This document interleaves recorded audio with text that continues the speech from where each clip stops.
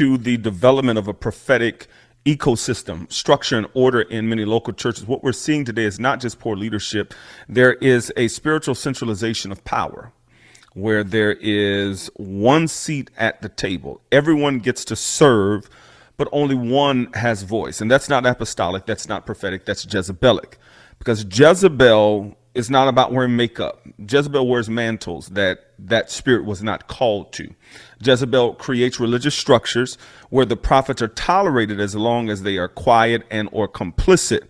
And then they're eliminated the moment they speak out. And some of you are calling it honor when it's really a hostile takeover. You're calling it unity, but it's uniformity that's built on fear and manipulation and control. And the moment someone sees too much, senses too deeply, or says what the mind of God is speaking in the moment, they're branded as rebellious. And it's not to negate that it is highly possible for prophets to be rebellious. But let me tell you, the spirit of Jezebel does not fear churches with great worship.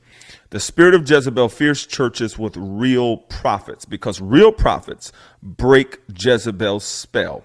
They tear down Jezebel's altars and expose Jezebel's alliances and allegiances. And if your church makes room for preaching but not for weeping, if it makes room for teaching but not for travail, for performance but not presence, for pomp and circumstance but not apostolic structure, Jezebel isn't just visiting. Jezebel is leading. And it's time for us to confront the spirit of Jezebel, not with ego, not with emotion, but with Elijah level boldness, which is why this time that we are in the earth is a time where there is a global call, a clarion call for prophets to arise.